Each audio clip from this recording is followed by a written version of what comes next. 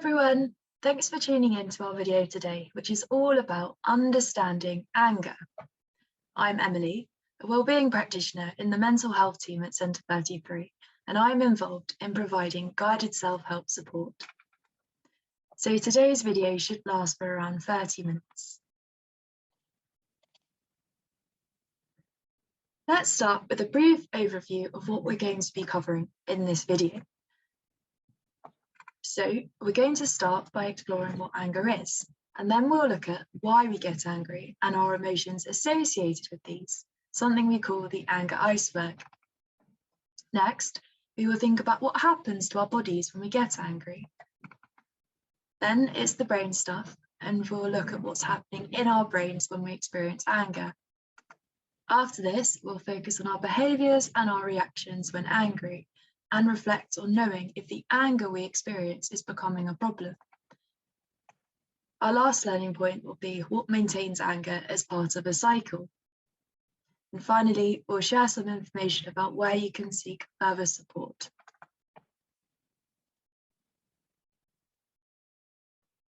So, what is anger?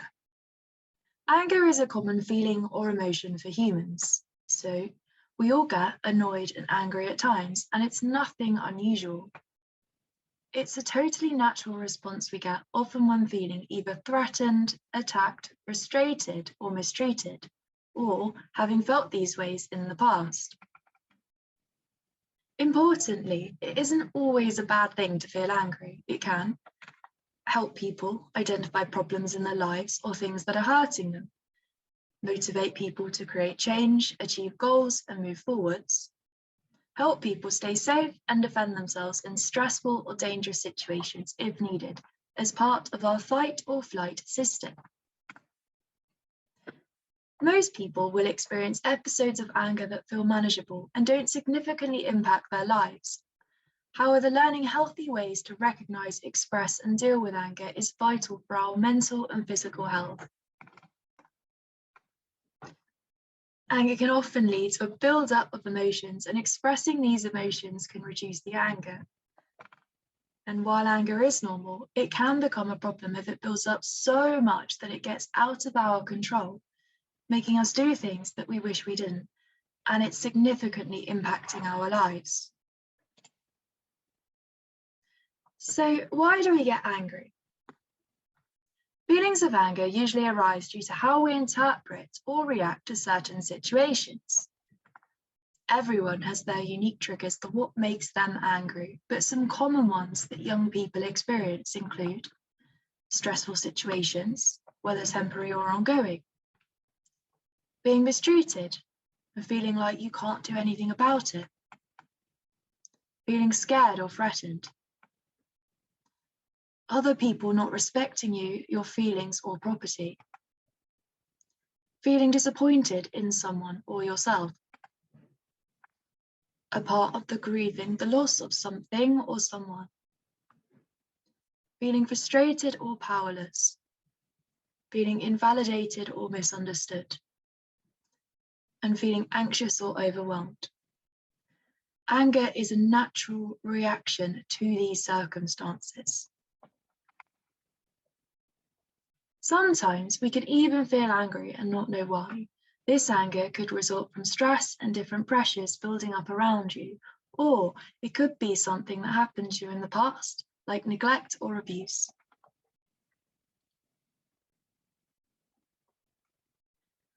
A lot of the time, people get angry about things for very valid reasons.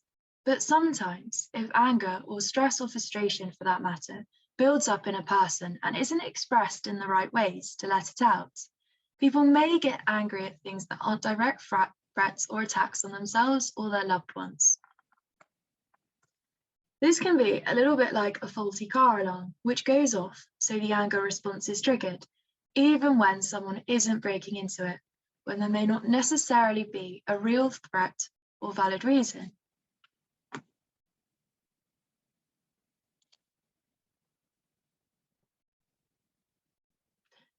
Generally, these situations trigger a range of emotions hiding beneath the surface of anger.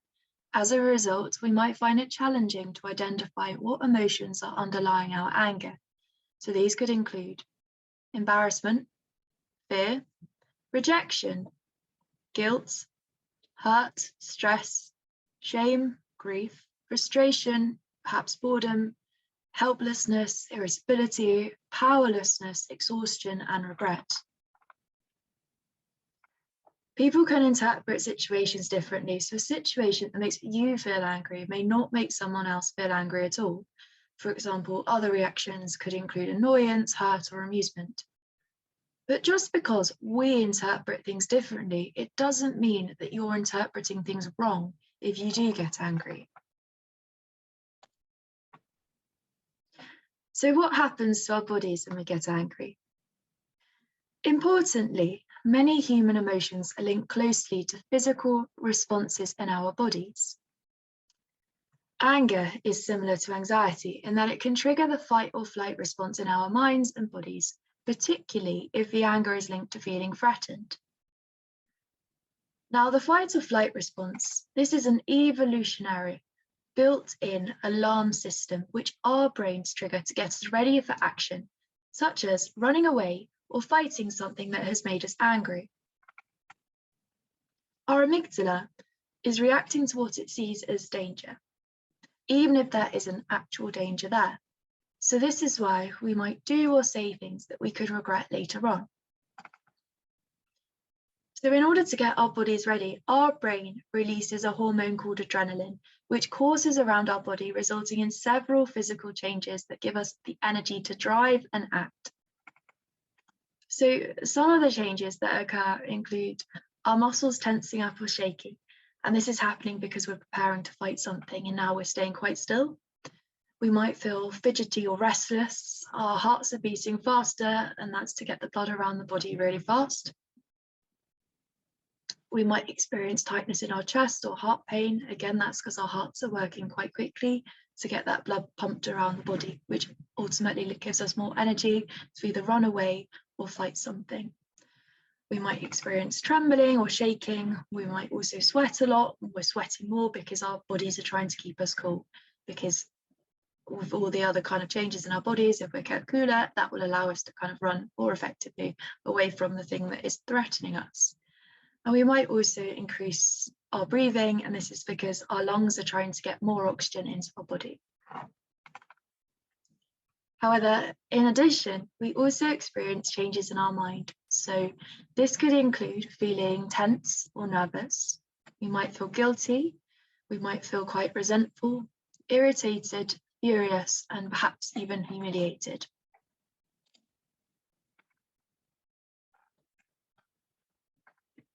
So anger feels different for everyone, and you might relate to some of the experiences I've explained here, but you might also have other experiences or difficulties which I haven't mentioned as well. But recognizing these signs gives us a chance to think about how we want to react to a situation before we do anything. And this can be really difficult in the heat of the moment, but the earlier you notice how you're feeling, the easier it can be to choose how to express and manage your anger. Sometimes when we experience these difficult physical symptoms, it can be helpful to stop briefly and ask ourselves what painful emotion we are feeling in the situation where we became angry. Being compassionate towards ourselves can help stop us externalizing our anger towards other people. So, what happens in our brains when we feel angry?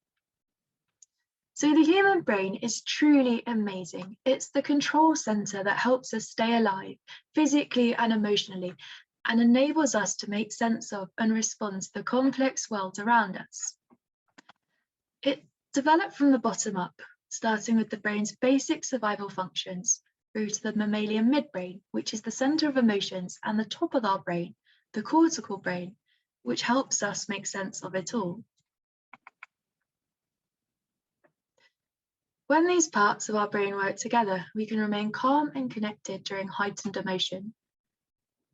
But when the lower parts of the brain feel overwhelmed, the thinking part of our brain disconnects, and we may respond with seemingly irrational levels of anger or distress. And this response can vary from person to person. So I'm going to try and show you how this can work. So I want you now, whilst you're watching this video, to make a fist with your thumb tucked inside your fingers, like so. Your thumb represents the midbrain, which is the stem and the limbic parts, and this is our emotional brain. So by this, I mean this is where our emotions and our memories are processed. And also, we've just talked about the fight and flight response, and this is where that is triggered. So your fingers, they represent the cerebral cortex, which is our rational brain that houses our ability to think and to reason. And lastly, our fingernails, they represent our prefrontal cortex, which is the part of the brain which is responsible for problem solving. So when something triggers us, we're prone to flip our lid, which means the prefrontal cortex, so our fingernails, have a very poor connection with our midbrain, which is our thumb, and we're then not able to access our logical problem-solving part of the brain. So as a result, our emotions override our ability to think clearly. Again, we want to take this opportunity to emphasize that anger is a normal response to certain situations. So it's usual for these changes to occur within our brains when we feel angry, which we can't prevent from happening. And so this means that when we begin to feel angry or recognize that this is happening, it's vital that we show compassion towards ourselves and not get annoyed with ourselves for feeling this way.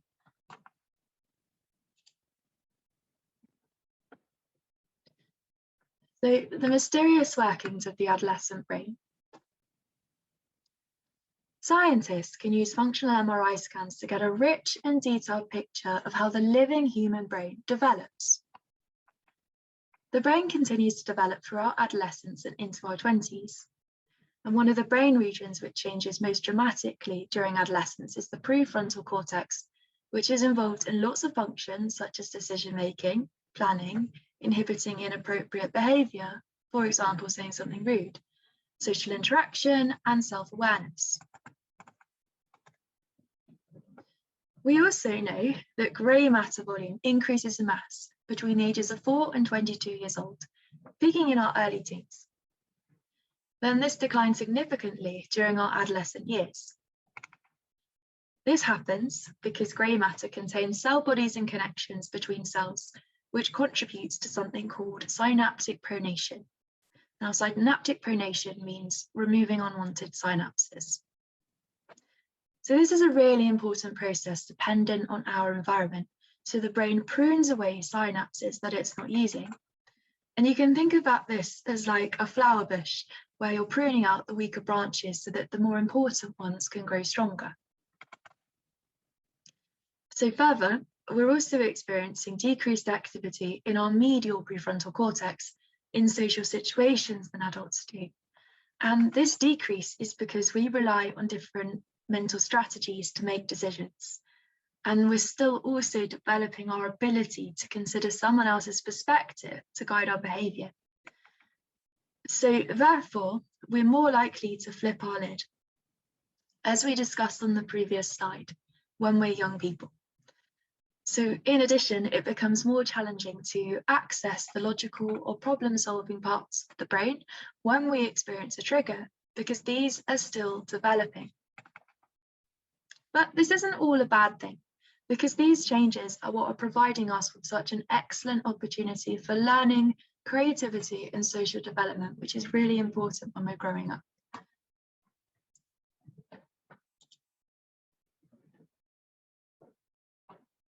So how do we react when feeling angry? We talked about how people get angry about different things, but they get angry to different extents and are also able to control that anger to different extents. Our feelings and our ability to control them are influenced by our emotional makeup, how we view ourselves, others in the world, what happens around us or to us, and our life circumstances, so the situations and environments that we live in. And the following things may affect how someone reacts to anger. So one of those things is stress. So the amount of stress that someone is under and their ability to cope with that stress can influence how they react when they're angry. There's also biological factors. So we're all born with a different genetic makeup and personality, and some people are just more prone to getting angry than others. So our family history and our relationships can also have an impact. So when we grow up with those around us and lots of those people are getting angry, we often learn this reaction. And in certain situations, this is also how we learn to react when we are angry.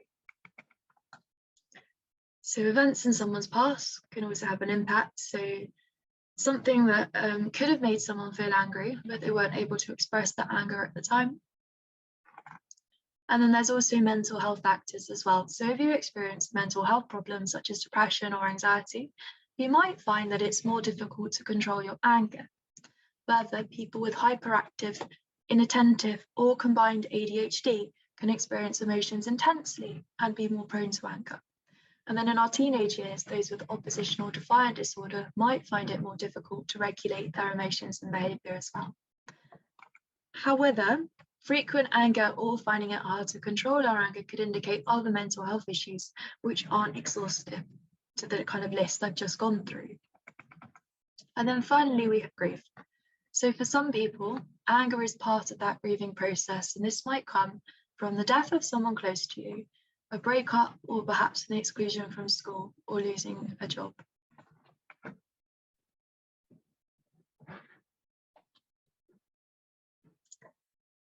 So when is anger a problem?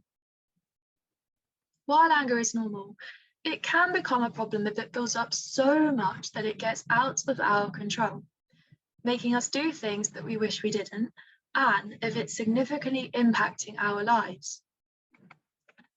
Now, this can happen when we regularly express our anger through unhelpful or destructive behavior, if our anger is having a negative impact on our overall mental and physical health, if our anger is becoming our go-to emotions, this is blocking out our ability to feel other emotions. And also, if we haven't developed healthy ways to express our anger.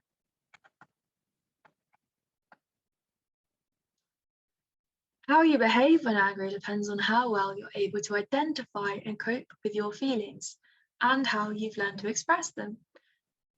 Not everyone expresses anger in the same way. However, some unhelpful ways that you might have learned to express the anger could include outward aggression and violence. So this could be shouting things and being physically violent or abusive towards others. We also have inward aggression. So this could be telling yourself that you hate yourself, denying your basic needs like food or other things that make you happy, cutting yourself off from the world, and also self-harming. And then we also have our non-violent and passive aggression. So such as ignoring people or refusing to speak to them. It could be refusing to do tasks or deliberately doing things poorly, late or last minute, and being sarcastic without saying anything explicitly angry. If you find that you recognize some of these angry behaviors and that they're a problem for you, it's important to seek support.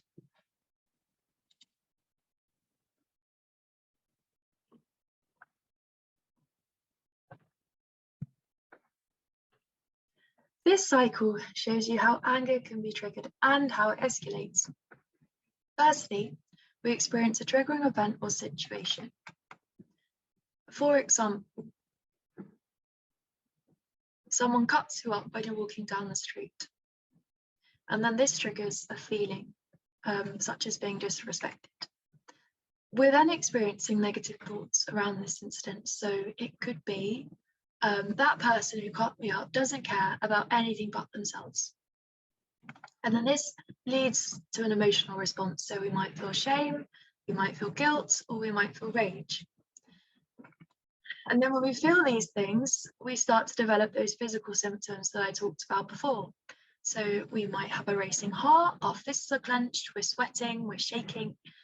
And this then impacts our behavior. So we might find ourselves fighting, yelling, arguing, criticizing.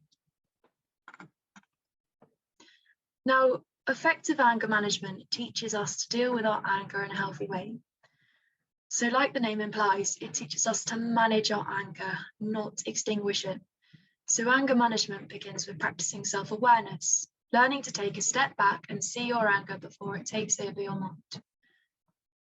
And the second part of this video, or our anger webinar series, will teach you some anger management techniques to help you break this cycle and catch your anger more quickly.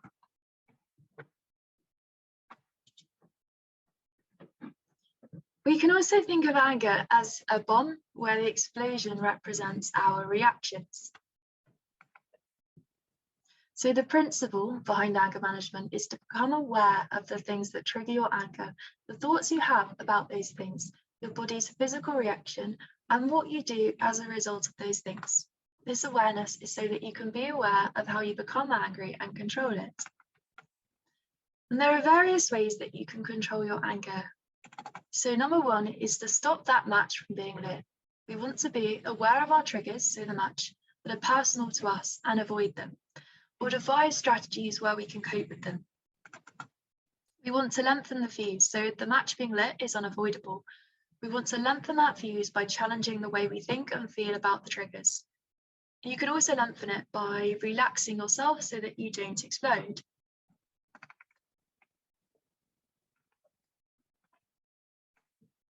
Step two is to dampen down the explosion.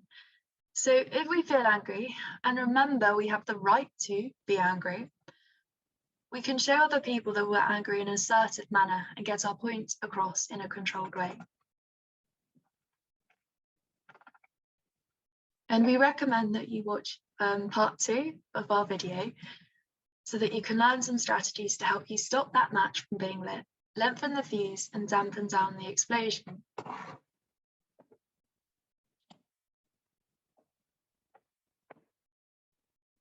We also recommend keeping a diary so that we can start to learn what our individual triggers are for us to experience anger, our negative thoughts, what physical symptoms we experience, and then our behavioural response. In this way, we can start to identify what the anger cycle looks like for us as individuals, or what our bomb cycles might look like. So pause the video now for a few moments so that you can take a picture or write down some of these headings. So keeping a diary is really helpful because once we understand our triggers and learn our negative thoughts and warning symptoms, we're in a much better place to try out the strategies that we cover in video number 2. Keeping a thought diary is a crucial first step in effective anger management. So to summarize what we've learned today, anger is a natural reaction. Therefore, it's important when we feel angry to take a moment to show compassion towards ourselves, as we might do when feeling sad or anxious. During adolescence, it's harder to regulate our angry response due to changes in the brain. And anger is a hormonal protective response to a trigger. We cannot control this, but there are strategies to help us manage this in a healthy way, which you'll find in video number 2. If you need further support with your mental health, we would encourage you to reach out to someone, whether it's a trusted adult in your family or community, or one of the people or organisations on the slide here. So these might be your GP, the pastoral or wellbeing team at your school, college or university. There's COOF, which is an online mental health information, tips and support. The Mix provides online information and support for young people's mental health. Young Minds is a website with information and advice specifically about young people's mental health. And then the Kite Trust provides support for young people around gender and sexuality. And then we have Beat, which provides support around eating problems and eating disorders. It's also Keep Your Head. This is a website with information and tips around mental health and wellbeing, and also signposts to both local and national support organisations. And if you're watching from Cambridge and Peterborough, you can always reach out to Centre 33 for support with practical issues or emotional needs, whether it's a one-off chat about something as and when you need it, or more ongoing support. We can help with a range of things, including mental health, housing, employment, money, sexual health, or young carers. You can contact us Monday to Friday from 12 to 5 p.m. or Saturdays 10 to 1 p.m. or leave a message outside of these times. You can call, you can text, you can WhatsApp or email. We've also reopened our drop-ins in our Ely, Cambridge and Wisbech hubs. So if you check our website for the locations and latest opening times, and this information is also on our Instagram and Twitter pages as well.